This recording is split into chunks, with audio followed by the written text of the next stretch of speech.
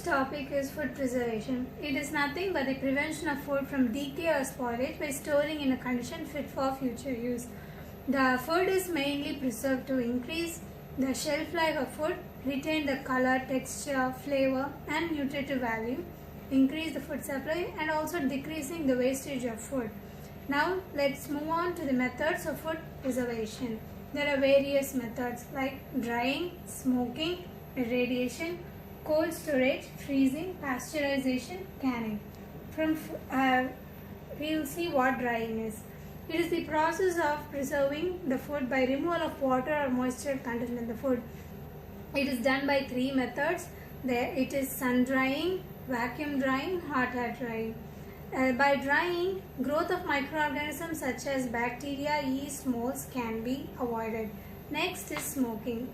In this process, food products like meat, fish are exposed to smoke. By drying, the smoke tends to preserve the food. Next one is irradiation. It is the process where the food is exposed to the optimum level of radiations like X-ray, gamma ray or UV rays. Hence, this rays kills the harmful bacteria and preserve the food freshness.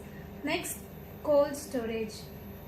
In this process, the foods such as vegetable, fruit, milk products and other things are stored at low temperature. By doing this, it slows down the biological and chemical reaction and prevents food from spoilage. Next is freezing.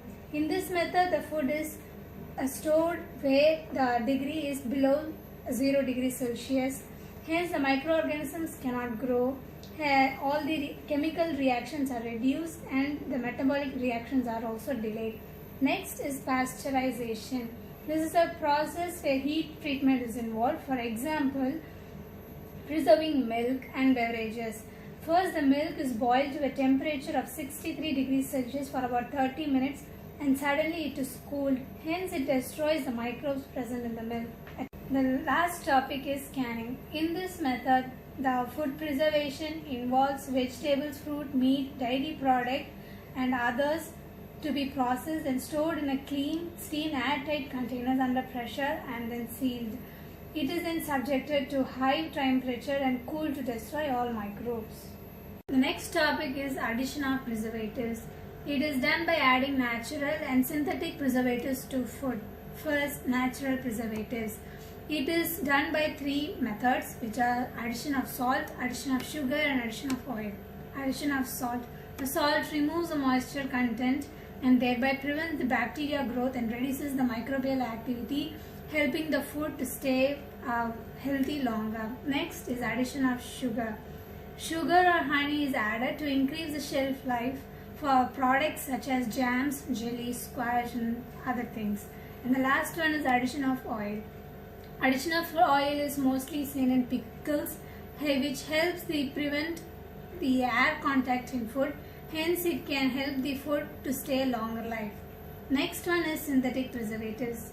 Synthetic preservatives include sodium benzoate, citric acid, vinegar, sodium metabisulfate and potassium bisulfate.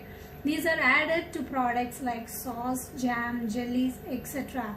These preservatives delay the microbial growth and keep the food safe.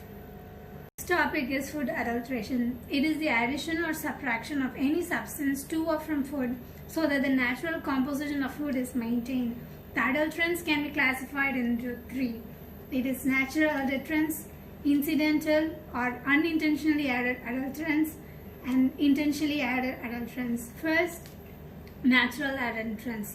They are chemical or organic compounds that are naturally present. For example, toxic substance in poisonous mushrooms, marine toxins, etc. The next is incidental or unintentionally added adulterants.